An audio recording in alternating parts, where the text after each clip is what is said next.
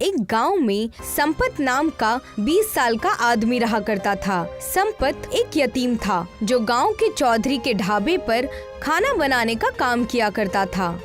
जल्दी जल्दी हाथ चलाओ संपत, ग्राहक टेबल पर खाली बैठे हुए हैं। आज मैं दाल मखनी की अलग रेसिपी बना रहा हूँ चौधरी जी, देखिएगा आज की दाल खाकर लोग उंगलियां चाटते रह जाएंगे। अरे उंगलियां चाटने के बाद में देखना, पहले जाकर उन्हें दावत लेकर आओ। बस चौधरी जी थोड़ी देर और रुक जाइए, अभी 5 मिनट में सारे ग्राहकों को दावत खिलाता हूँ। चौधरी रसोई घर से बाहर चला गया। कुछ वक्त बाद संपत ने ग्राहकों को खाना दे दिया। संपत के हाथ के बनी हुई दाल मखनी सभी ग्राहकों को बेहद पसंद आई। उन्हीं ग्राहकों में अर्जुन चौधरी के पास आकर बोला, आज की दाल मखनी का कोई जवाब नहीं चौधरी साहब, पेट तो भर गया लेकिन मन नहीं भरा। अब मैं क्या कर सकता हूँ अर्जुन, मेरे ढाबे का खाना ही इतना अच्छा बनता है, लोगों का पेट तो भर जाता है लेकिन मन नहीं भरता। मेरी बीवी बहुत अच्छा खाना बनाती है। ये कैसी बातें कर रहे हैं आप चौधरी साहब, आपकी बीवी तो बस आपके बगल में बैठी हुई पैसे गिनते रहती है। दावत तो अपने गांव का संपत बनाता है, उसकी तारीफ करने में क्या आपको बुरा लगता है क्या? इतना कहकर अर्जुन वहाँ से चला गया। चौधरी नाराज होकर अपनी बीवी रुक्मणी की ओर देखते हुए बोला, देख रही हो तुम, कितनी बार कहा है तुमसे कि तुम भी किचन में संपत का हाथ बटा लिया करो। मैं एक बार में एक ही काम कर सकती हूँ। मैं या तो पैसे गिन सकती हूँ या फिर रसोई घर में कुर्सी पर बैठ सकती हूँ। तुम बिल्कुल बेवकूफ की बेवकूफ रहोगी। जरा सोचो, कल को यह संपत हमारा ढाबा छोड़कर चला गया तो क्या होगा? लोगों को उसके हाथ के बने हुए दावत का स्वाद लग गया है।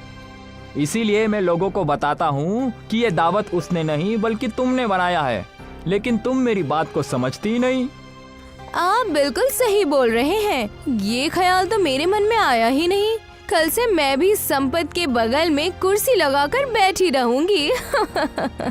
अगले दिन संपत जब ढाबे पर आया तो चौधरी संपत की ओर देखकर बोला, संपत, आज से मेरी बीवी भी तुम्हारे साथ रसोई घर में रहेगी। चौधरी साहब, मालकिन को क्यों परेशान कर रहे हैं? मैं हूँ ना दावत बनाने के लिए। जितना बोला है उतना करो, इससे ज्यादा नहीं। ठीक है चौधरी साहब, जैसे आपकी मर्जी। रुक्मणी उस दिन के बाद संपत के साथ रसोई घर में बैठने लगी। कुछ दिन बाद चौधरी ने सभी ग्राहकों को यकीन दिला दिया कि जो खाना उसके ढाबे में दिया जाता है वो खाना उसकी बीवी रुक्मणी बनाती है। एक दिन संपत काम पर जाने के लिए अपने घर से बाहर निकला ही था कि तभी वहाँ पर चौधरी आ गया। चौधरी साहब आप? मैं तो ढाबे पर ही आ रहा था। मैं तुम्हें यहाँ पर ये बताने आया हूँ कि अब तुम्हें मेरे ढाबे पर काम करने की कोई जरूरत नहीं है। ये कैसी बातें कर रहे हैं आप चौधरी साहब? जहाँ तक मैं जानता हूँ मैं तो बहुत मेहनत से दावत बनाता हूँ और मैंने कभी आपको शिकायत का मौका भी नहीं दिया। मुझे इस बात से कोई फर्क नहीं पड़ता संपत, तुम्हारी वजह से मेरे ढाबे का नाम बदनाम होता जा रहा था। ये कैसी बातें कर रहे हैं आप चौधरी साहब? जहाँ तक मुझे याद है, जब से मैं ढाबे पर काम कर रहा हूँ तब से आपका ढाबा पहले से ज्यादा चलने लगा है। हाँ, ज्यादा चलने लगा है, लेकिन सिर्फ तुम्हारे नाम पर। अगर मैं कुछ दिन तक तुम्हें और काम पर रखता तो शायद मुझे मेरे ढाबे का नाम चौधरी ढाबा बदलकर संपत ढाबा हो जाता। ऐसा मत कीजिए चौधरी साहब, मैं एक अनाथ हूँ और मुझे इसके अलावा और कोई काम नहीं आता। वो तुम्हारी दिक्कत है, मेरी नहीं। आज के बाद मेरे ढाबे के आसपास भी कहीं दिखे ना तो टांगे तोड़कर कस्बे से बाहर निकाल दूंगा। इतना कहकर चौधरी नाराज होकर वहाँ से चला गया। संपत बेरोजगार हो गया। थक हार कर संपत गांव के मुखिया के पास चला गया। मुझे सब पता है संपत कि चौधरी ने तुम्हारे साथ क्या किया है, लेकिन तुम तो जानते हो कि चौधरी मुझसे कहीं ज्यादा ताकतवर है और पैसे वाला है। मैं उसका कुछ नहीं बिगाड़ सकता। मुखिया जी, मैं आपसे चौधरी से लड़ने की बात नहीं कर रहा, मैं तो बस आपसे कुछ मदद मांगने आया हूँ। आप तो जानते हैं मुखिया जी कि मैं एक अनाथ हूँ। कुछ साल पहले ही मुझे मेरे मम्मी पापा अकेला छोड़कर चले गए हैं और मैं कस्बा छोड़कर कहीं नहीं जाना चाहता। तुम कहना क्या चाहते हो? मुखिया जी, मैं सिर्फ दावत बनाना चाहता हूँ। तुम्हारे पापा भी बहुत अच्छे बावर्ची थे। मुखिया जी, आप मेरी थोड़ी सी मदद कर दीजिए। मैं भी अपने कस्बे में अपना खुद का ही ढाबा खोलना चाहता हूँ। आप मुझे थोड़े से पैसे दे सकते हैं क्या? जब मेरा ढाबा चलने लगेगा तब मैं आपको सारे पैसे वापस कर दूंगा। ठीक है, गांव में मेरी जो खाली जमीन पड़ी है तुम वहां पर अपना ढाबा खोल लो। उसके लिए जितने भी पैसे लगेंगे मैं तुम्हें देने के लिए तैयार हूँ। मुखिया की बात सुनकर संपत खुश हो गया। संपत बड़ी मेहनत से खाली जमीन पर ढाबा बनाने में जुट गया। जी तोड़ मेहनत के बाद संपत ने वहाँ पर ढाबा बनाकर तैयार कर लिया। कुछ दिनों के बाद संपत के ढाबे पर ग्राहक आने लगे और यही बात चौधरी को परेशान करने लगी। जिस बात का मुझे डर था वही हुआ रुक्मणी। उस बेवकूफ ने अपना ढाबा कस्बे में खोल दिया है। लोग अभी मेरे ढाबे पर कम, उसके ढाबे पर ज्यादा आते हैं। आपके अंदर तो लोमड़ी के जैसे बुद्धि है। उस बुद्धि का इस्तेमाल करिए और उसका ढाबा बंद करा दीजिए, समझे? तुम बिल्कुल ठीक कह रही हो। मुझे अपनी लोमड़ी जैसी अक्ल से कोई रास्ता तो ढूंढना ही पड़ेगा। चौधरी ने बड़ी चालाकी से एक ग्राहक को अपनी बातों में ले लिया। वो ग्राहक संपत के ढाबे पर चुपके से खाने में चौधरी की लाई हुई दवाई फेंक आया। उस दिन जिसने भी संपत के ढाबे का खाना खाया उसका पेट खराब हो गया। अगले दिन संपत के ढाबे के सामने गांव के लोगों की भीड़ लग गई। एक आदमी नाराज होता हुआ संपत से बोला, तुम्हारा ढाबा क्या चलने लगा? तुम अपनी औकात भूल गए? ये कैसी बातें कर रहे हैं? मैंने क्या किया है? क्या किया है?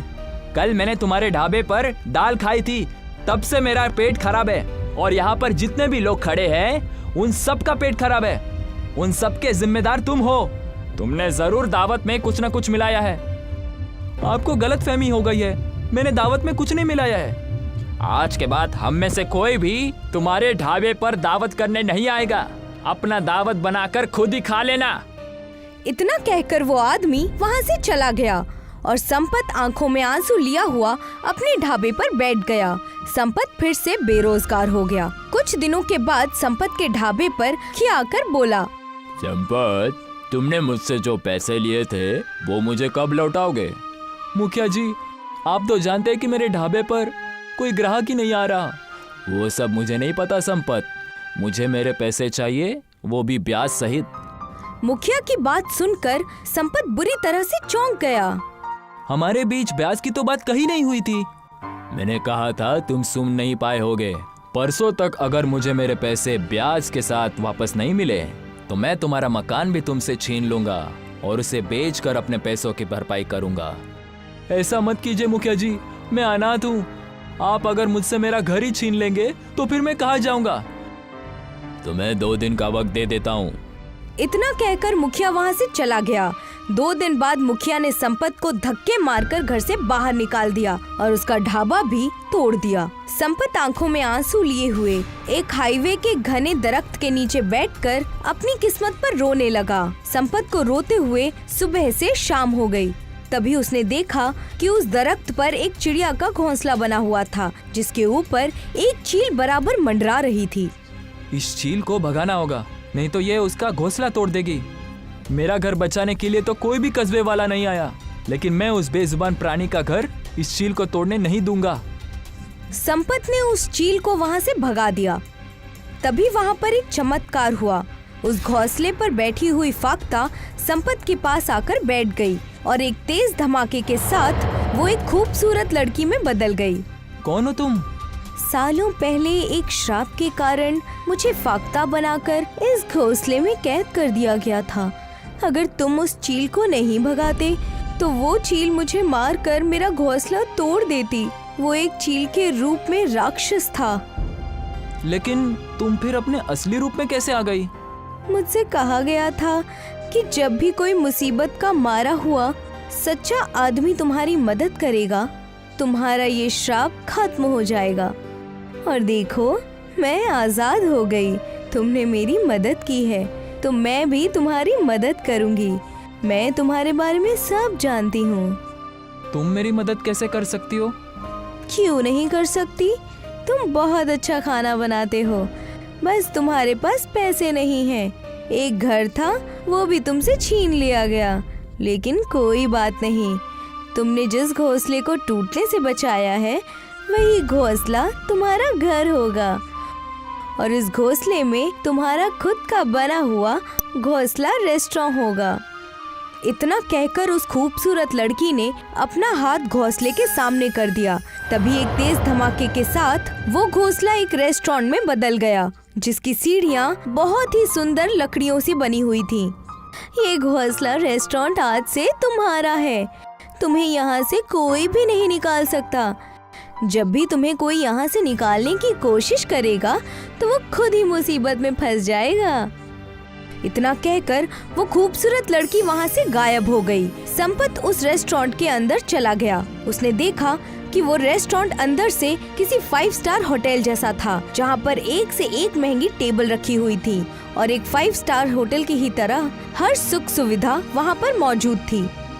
कुछ देर बाद संपत वहाँ पर आराम की नींद सो गया।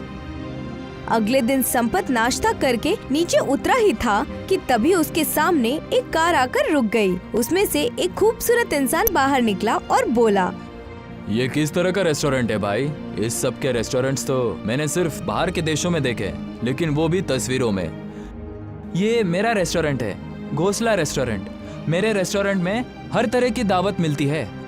क्या तुम मुझे अपना रेस्टोरेंट दिखा सकते हो? दिखाना क्या है मालिक, आप मेरे पहले ग्राहक हैं। आपके लिए आज का खाना मुफ्त है। संपत ने उसके लिए बहुत अच्छा खाना तैयार किया।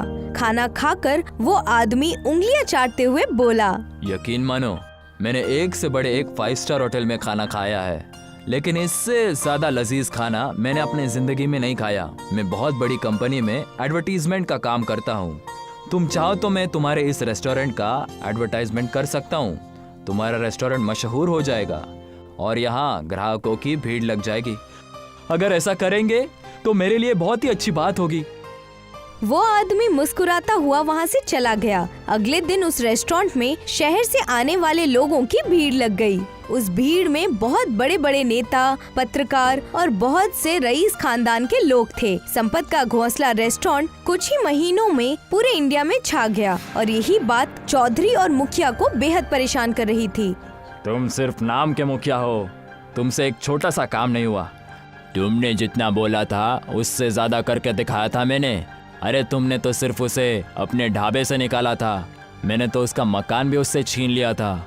अगर उसकी किस्मत ही इतनी अच्छी है तो इसमें मैं क्या कर सकता हूँ? अब इन बातों से क्या लेना देना मुखिया। उसके घोंसला रेस्टोरेंट में शहर के रईस लोग आते हैं और कस्बे के लोगों को वो अपने घोंसला रेस्टोरेंट में मुफ्त में खाना खिलाता है। वो सबको रोजगार दे रहा है और तरक्की कर रहा है, और हम यहाँ हाथ पर हाथ धरे बैठे हुए हैं। तुम चाहते क्या हो? मैं चाहता हूँ कि उनके घोंसला रेस्टोरेंट में आग लगा दूं। तो फिर देर किस बात की है? चलो चलकर आज रात ये अच्छा काम कर देते हैं। मुखिया और चौधरी पेट्रोल लेकर संपत के रेस्टोरेंट पर पहुंच गए। उन्होंने उसके रेस्टोरेंट पर पेट्रोल छिड़का, मगर जैसे ही उन्होंने आग लगाने की कोशिश की, अचानक उनके जिस्म में बुरी तरह से जलन होने लगी और वो बुरी तरह से चीखने लगे। संपत और सारे ग्राहक रेस्टोरेंट से बाहर आ गए। अरे आप दोनों को क्या हुआ? आप दोनों चीख क्यों रहे हैं? हमें माफ कर दो संपत, हम तुम्हारे घोंसला रेस्टोरेंट में आग लगाने के लिए आए थे, लेकिन हमने जैसे ही आग लगाने की कोशिश की, हमारे जिस्म में जलन महसूस होने लगी। आज तो आपने ये गलती कर लिया मुखिया जी, लेकिन आज के बाद इस गलती को कभी भी मत करना। तभी उस घोंसला रेस्टोरेंट के अंदर से एक भारी आवाज आई, इन दोनों से कहो कि अब ये गांव छोड़कर चले जाए, नहीं तो उनके जिस्म की जलन दुनिया का कोई भी डॉक्टर ठीक नहीं कर पाएगा। मुझसे ये कहा गया था कि अगर कोई भी इस घोंसला रेस्टोरेंट को नुकसान पहुंचाने की कोशिश करेगा तो वो बहुत बड़ी मुसीबत में फंस जाएगा। मुखिया और चौधरी ने संपत की बात मानने में ही भलाई समझी। वो दोनों रात ही रात गांव खाली करके भाग गए। संपत आज भी घोंसला रेस्टोरेंट चलाता है।